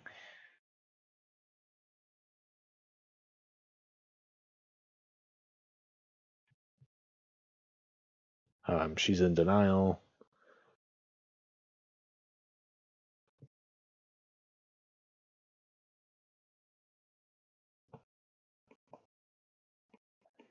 No one's giving their input in the chat, so I'm just going to assume that nobody likes it, which is fair. Maybe, I don't know. Maybe as a literary thing, people really enjoy it, but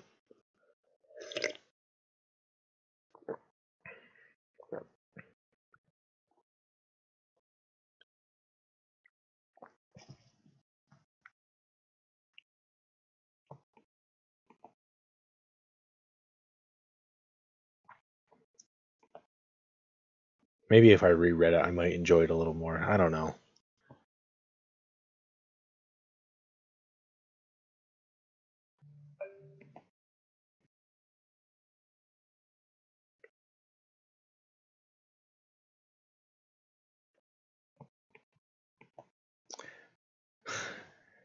Yeah, I mean, what can you do?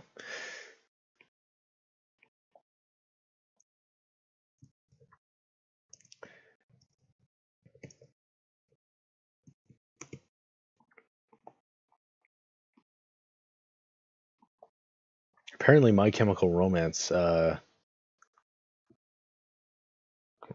a song that's loosely about this short story. So, that's how you know it's great. I guess I shouldn't complain. I mean, it's William Faulkner. The guy's going to be, people are always going to consider him one of the greatest, whether or not I like the story or not.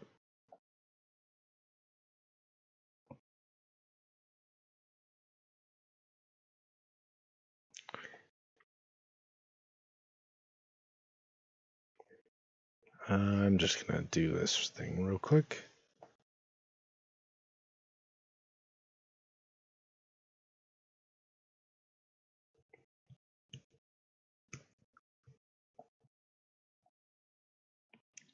William Faulkner wrote a book called The Sound and the Fury, which is considered a classic piece of English literature. And I've been kind of curious about it. I don't know anything about it.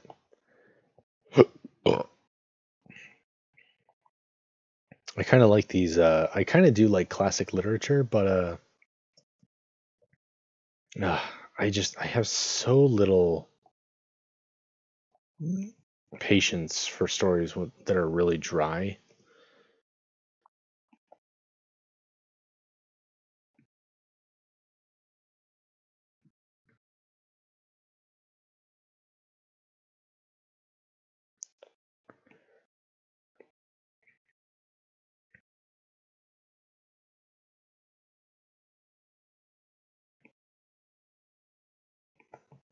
Like Nathaniel Hawthorne is like that.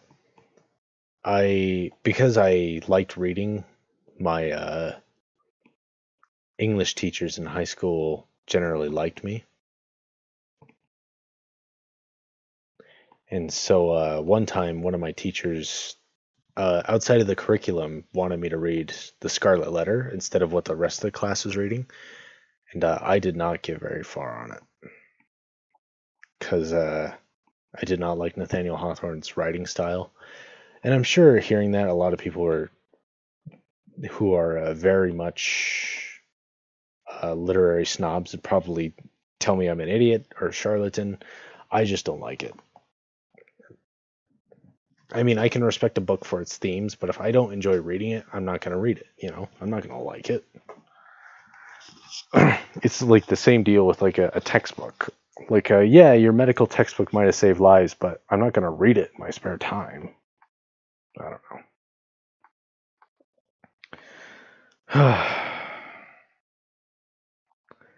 So that was fun, I guess. Let's see, what other short stories do we have? Night's almost over, so I don't know if I'll actually read anyone. But we'll see. There's The Cask of Amontillado, which I love, but I don't want to read that, at least not tonight. Oh, come on.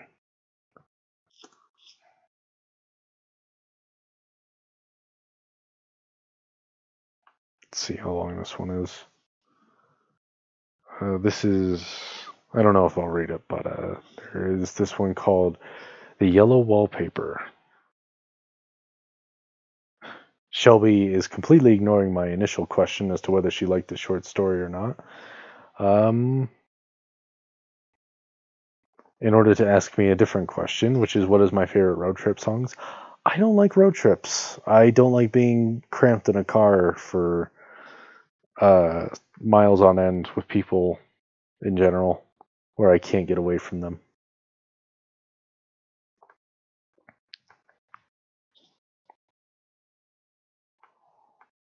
Oh, my word. I'm not reading The Yellow Wallpaper either. That is a long one.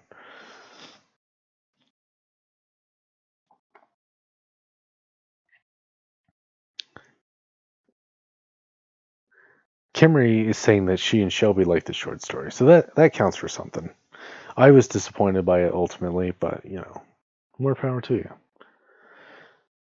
Let me see here. I think I actually do have a playlist of kind of road trip songs.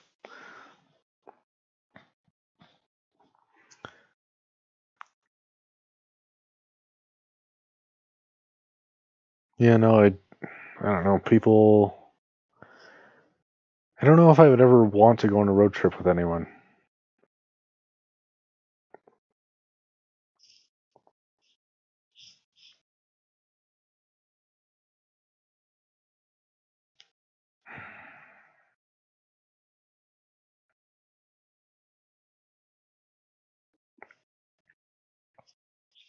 I guess if I had to pick, I'd probably pick something nerdy like Roundabout by Yes for my road trip song. Because I think that song kind of is about like traveling anyway. So that's my answer. That's the JoJo song, so of course I'm gonna pick that one. But all right, there's another short story. Let's see how long it is. The Most Dangerous Game. It's 27 pages. I might still read that one. Not tonight, because I'm almost done for the evening. And then there's another one called A Good Man is Hard to Find.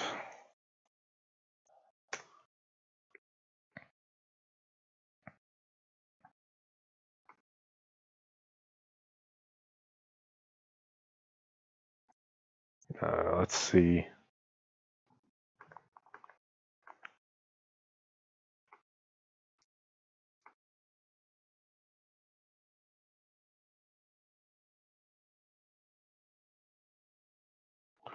I'm going to load this up onto Microsoft Word and see. Holy moly, seriously? 17 pages? Almost 7,000 words? Yeah, I don't know. Definitely not reading that right now.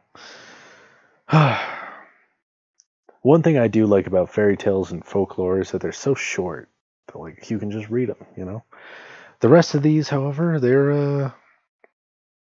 they take forever, and you don't always like the results.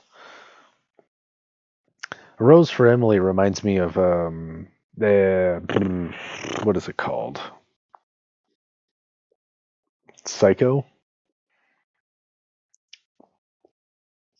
Because without wanting to spoil a 100-year-old movie, that movie has a similar plot twist, except instead of it being her dad or her lover, it's the guy's mom.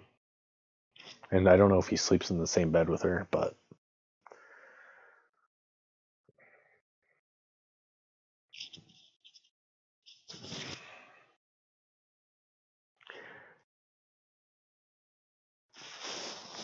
something that might be interesting and worth noting is that Wikipedia claims that A Rose for Emily is about like I mentioned, that it's about being unable to move on from the past, and how this black woman dies like alone and clutching her lover because of themes like that. However, there have been adaptations, and for some reason the main character is white, which seems like you know, I know everyone throws around like whitewashing these days. Like, they're whitewashing. Like with that Ghost in the Shell movie, they're like, oh, Scarlett Johansson is this Japanese character. They're whitewashing. I'm like, no, they just want Scarlett Johansson in there because she's gonna make them more money on a niche title. And then of course it sucked anyway, so the point was moot. But um, I don't throw around whitewashing as easily as a lot of people do because people just like to make accusations of bigotry and intolerance. Um, Destroying the theme of the story and not being able to move on. At least, you know what? Maybe actually she is white. I don't even know. Because I was thinking about it, and they refer to her manservant as a Negro, but not to her. So I don't know. Well, I guess it's moot anyway.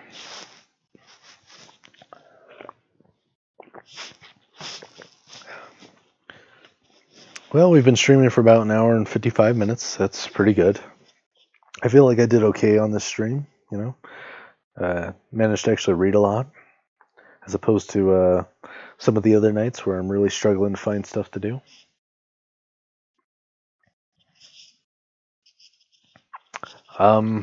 Yeah, I don't like road trips. Who knew? I mean, I don't mind traveling in a car, but I'm not like a road trip person where like you get smoothies and you're all wearing like sunglasses and bouncing around to loud music. Because I'm just like, if I do something like that, I'm gonna be alone in my car. I don't know, just something about people like make me freeze up, you know, or I can't imagine me ever doing that in the company of someone else. I'm never so comfortable as to trust somebody like that.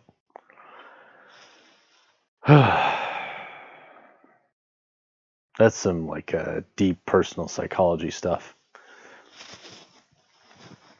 I apparently have a lot of trust issues, and I don't know what to do about it. You know, because I want to trust people, but a lot of times when I'm like, hey, let's trust this person, they're like, okay, and then I'm like, I shouldn't have done that. That was a bad idea.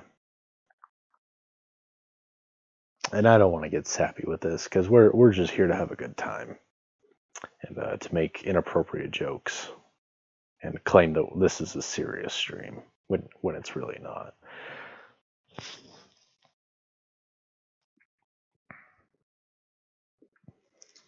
Shelby says she likes going on trips by herself. You know, I've never traveled on my own. Like I don't know if I've ever driven more than like an hour or so away from where I live on my own. Back when I was living in the house I grew up in, when I started going to raves, I would go out to the Salt Air, which is 45 minutes, 50 minutes ish from where I used to live. That was about as far as I ever went on my own. And that's actually kind of scary because you would go late at night. It's all dark. You know, you've never been on that road. There's this long stretch where it's just pitch black. This complete dark. It's so unreal. But it's a lot of fun. But yeah, as far as road trips go, I've been on with my family, but I was always like distracted and had my headphones in playing Game Boy or whatever. trying to pretend I wasn't there. Because that's the kind of person I am. Shelby likes to go to Idaho by herself because she loves the smell of cow manures and potatoes. I can't say I blame her. I think they should make air fresheners of that scent. I'd probably buy several and then dump them all in someone else's house.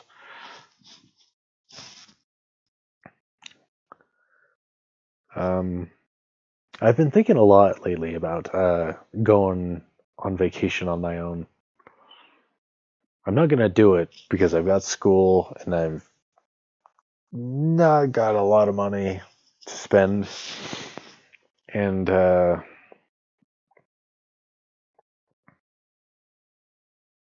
was my other excuse? That's right. Well, for one thing, I've never traveled on my own, so I'd be really hesitant to go out of state on my own. Probably start small and go like somewhere camping somewhere in state and just hang out by myself. Although the only other thing is that my car is about to reach 100,000 miles, and I've noticed this kind of thing where it's an automatic, and sometimes like when it shifts, it feels a little like clunky. And one day it was like really bad, and I was like, "Oh man, I'm gonna have to take this to the shop." And because it was just, I don't even know how to describe it, but it was really bad. And I thought I was gonna have to, and I didn't, because I parked it, turned it off, turned it back on, like you do with computers, and it kind of worked out. But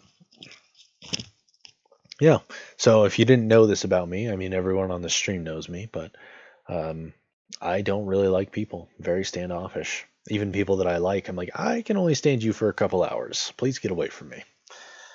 And so that is probably some sort of intense psychological trauma, but that's what we're all about.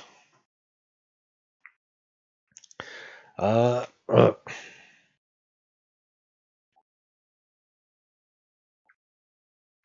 hoping in the summer to maybe go camping. There's a place here in Utah called, I think it's Mirror Lake. My brother, I was looking at pictures of it. It looks incredible, and apparently it's free.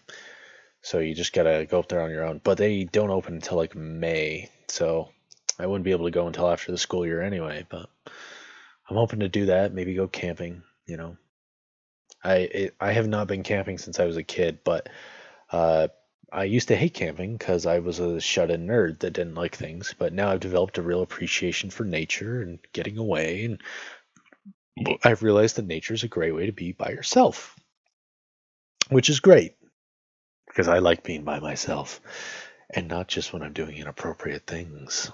Also, when I'm doing appropriate things. Fun stuff, fun stuff. I feel like there's something else I should ramble on about. Obviously, I don't have anything substantial to say, but I do like talking.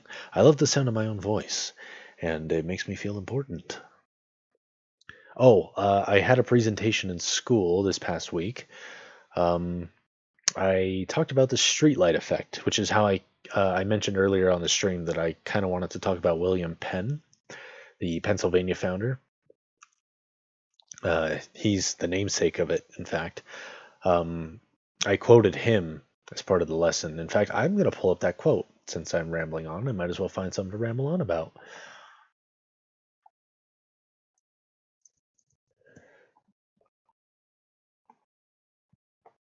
Hold on.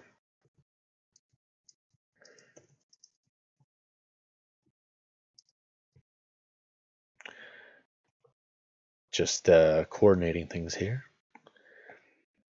So, I had mentioned that I submitted that story and it got rejected, unfortunately. I also have this presentation. I was pretty proud of it. I rehearsed it. I was going over it carefully, making sure that it fell within guidelines. I felt like I did really well on the PowerPoint. I didn't just slap it together. I made sure that it looked nice and fit my own style. I feel like, and maybe this is just my own insecurity, as it usually is, since I like to overthink things, but I feel like it wasn't as well liked of a presentation as It could have been. People applauded, of course, but that's part of the class, just being polite. The only one person asked me a question, this pretty girl, because I mentioned that I changed majors, and she asked me why, and so I kind of brought up a little bit of why. Anyways, let me see here. Get you. Okay, so yes, this is the quote by William Penn. So William Penn, to give you a little bit of backstory, uh, he was a bit of a philosopher. He was a Quaker, but he was very smart, very well learned, great leader, obviously. He was a really good choice to pick somebody to found Pennsylvania. And he ended up writing the state's constitution, or I should say the province's constitution, because it wasn't technically a state. He was the one that wrote it. And there's a bit of there's a little bit of philosophy in there. And I chose one particular quote which really resonated with me. And the quote is thus: "Men side with their passions against their reason, and their sinister interests have so strong a bias upon their minds that they lean to them against the good of the things they know." How true that is. But so yes, I got rejected twice this week in ways that I felt like, well, I guess one of them wasn't really a rejection, but I felt like the presentation didn't go as well as it could have gone, even though I was really proud of it. And who knows, maybe I'm sure I'll get a passing grade, but um, that's fun. But as William Penn warned, people will side against their passions against reason, and he was a smart guy, and his Wikipedia article is interesting. If you're ever bored, definitely give it a read. Or maybe I'll just read it on the stream since we're reading boring stuff anyway. But I think I've rambled on for long enough. It's late, and I do have school tomorrow, and I've got an assignment that I need to start writing, which I didn't, even though I told myself I would. And then I've got other assignments to do, so that's fun. Ugh, whatever. Thanks for joining me tonight, folks. Don't forget to like and subscribe if you haven't already. And if you have liked and subscribed, please like and subscribe again. I guess we'll just see you next week. Have a good week and stay safe. Good night, folks.